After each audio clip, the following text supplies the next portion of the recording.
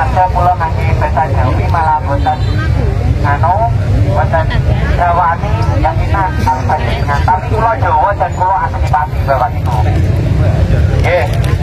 Sebelumnya perkenalkan saya akan pun lebih familiarnya meskipun saya asal perlukan dengan lahir, tumbuh dan kembang Matang dan Pitung Kabupaten Pati. Pulau asli pun Pati Kecamatan Margojoso. Nah, pulau Mbak Lor, Bapak. Pulau seperti pulau ada yo.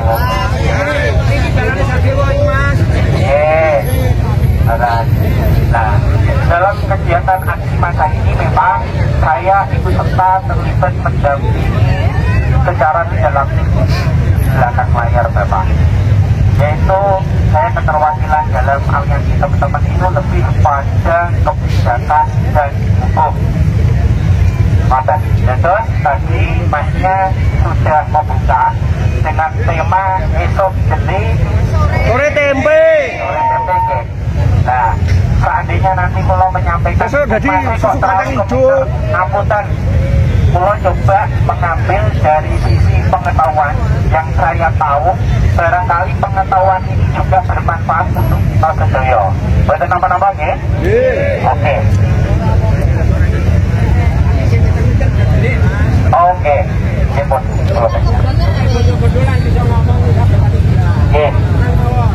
oke. Siap. Apa yang membuat kita pada kesempatan hari ini antusias hadir mulai dari kemarin sampai hari ini itu tidak bisa dilepaskan atas kekecewaan kebijakan Bupati Kabupaten Pati Bapak Dewo.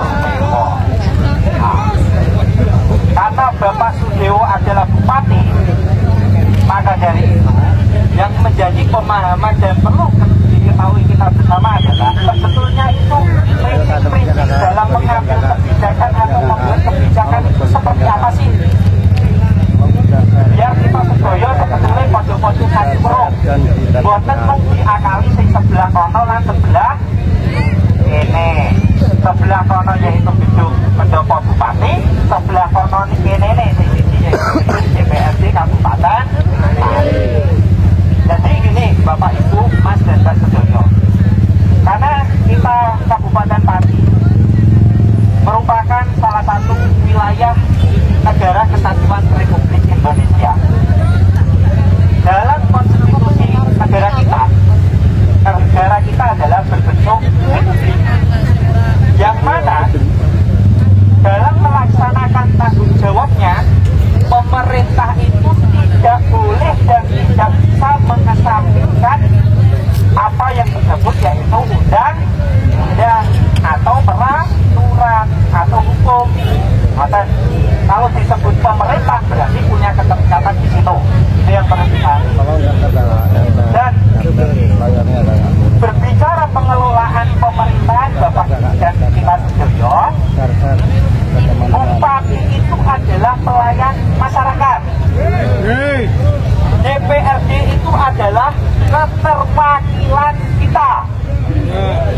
Secara sederhananya, kalau mereka itu pelayan dan keterwakilan kita, rajanya itu siapa? Rakyat. Betul. Rajanya adalah rakyat. Rajanya adalah rakyat. Oke. Kenapa? Oke.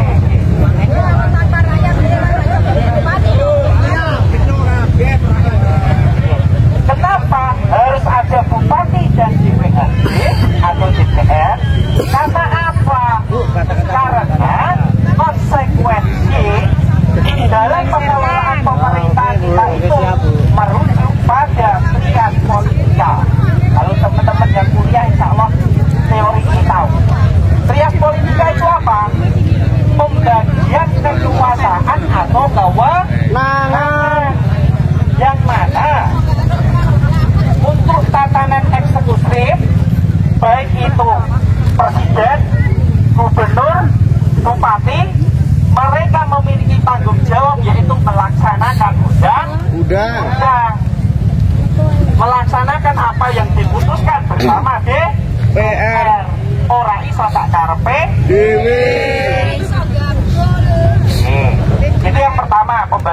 politika, yaitu eksekutif. Yang kedua yaitu legislatif. Legislatif itu siapa? Legislatif adalah DPR. Yang mana DPR memiliki 3 fungsi. Fungsi pertama yaitu fungsi controlling. Fungsi controlling itu apa? Yaitu mengontrol agar apa yang telah diputuskan bersama dengan bupati atau eksekutif itu bisa dijalankan dengan baik. Dan ketika ini hari di Pati terjadi kegaduhan, tidak bisa dilepaskan karena DPR tidak menjalankan fungsi controlling, Pak.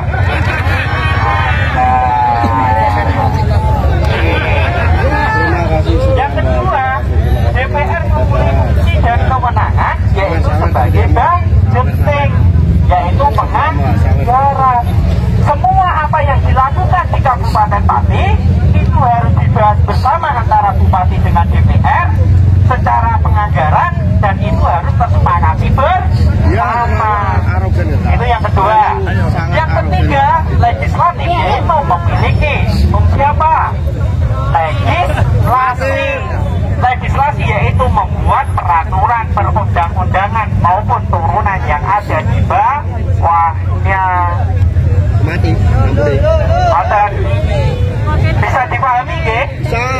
Berarti posisinya bupati kaya apa, posisinya DPR kaya apa, dengan kewenangan dan tanggung jawabnya pun saged dipahami nggih. Terus yang ketiga, pembagian kewenangan itu setelah eksekutif legislatif, yang ketiga atau terakhir yaitu yudikatif. Yudikatif itu seperti apa? Lembaga peradilan. Dalam kerangka apa? Menegakkan keadilan atau peraturan. Nah, itu yang pertama. Yang kedua, di dalam pemerintahan itu ada style.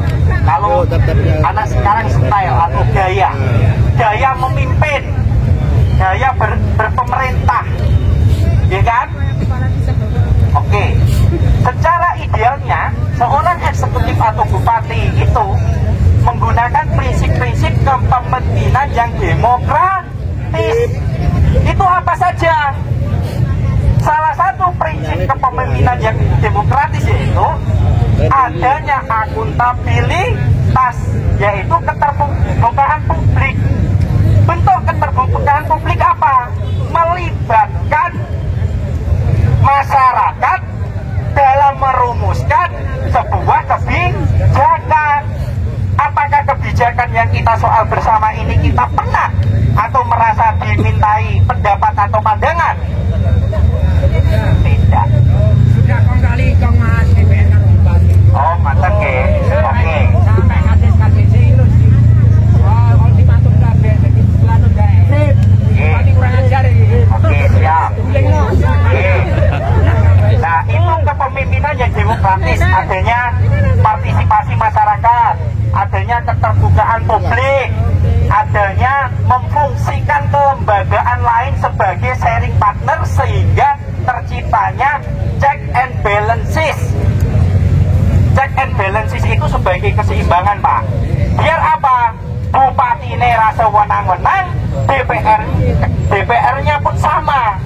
Maka dari itu, sampai hari ini ketika terjadi sebuah kebijakan yang kesewenang-wenangan seperti itu dan menindak kita, ada indikasi fungsi controlling atau check balances-nya di DPRD itu tidak berfungsi. Berarti di sini ada dua kesalahan kelembagaan, yaitu satu kelembagaan eksekutif atau bupati, yang kedua yaitu kelembagaan DPRD atau selaku legislatif.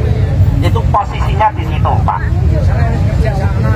Nah, mulai proyek-proyek itu dimaino nganggo oleh kabeh lho, kabeh. Betul. Desa-desa, Mas. Betul. Terus kita rujuk lagi satu gaya kepemimpinan yang demokratis. Kedua, ketika gaya kepemimpinannya adalah sebagai seorang sang kuasa, sang diktator, sang raja, itu kecenderungannya apa? Kecenderungannya adalah salah satu sifat negatifnya adalah merasa semua itu dia yang berkuasa, dia yang memiliki seluruh Kabupaten Pati, yang lain hanya ngontrol. kontra. Dan disinilah terjadi penindasan yang kita rasakan bersama bapak-bapak dan ibu-ibu sekalian. Nah, kalau solusinya seperti apa? Saya yakin masyarakat Kabupaten Pati sudah tahu jawabannya dan kita suarakan besok di tanggal 13. Apa itu solusinya? Lengserkan. Apa itu solusinya? Lengserkan. Nah, itu jenengan yang menjawab sebagai masyarakat Pati. Oke?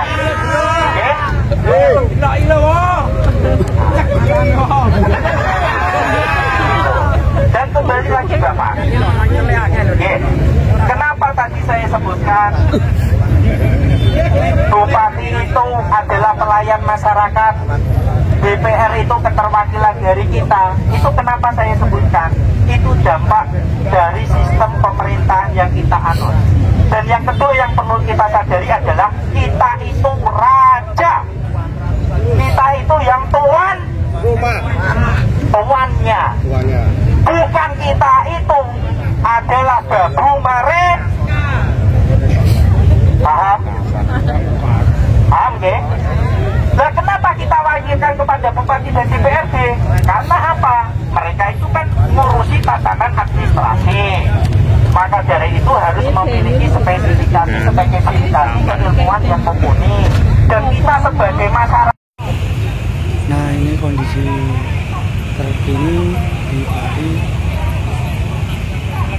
Ini pada hari Minggu tanggal 10 nih guys, 10 Agustus. Ini di alun-alun Pati sangat ramai guys, antusias para orang-orang masyarakat Pati pada berkumpul di sini di kantor Bupati Pati, tepatnya di alun-alun Pati guys. Dan jangan sampai ketinggalan guys, pada tanggal 13 Agustus kita demo bareng di sini guys. Kita unjuk rasa di sini guys. Warga Pati harus bersatu semua.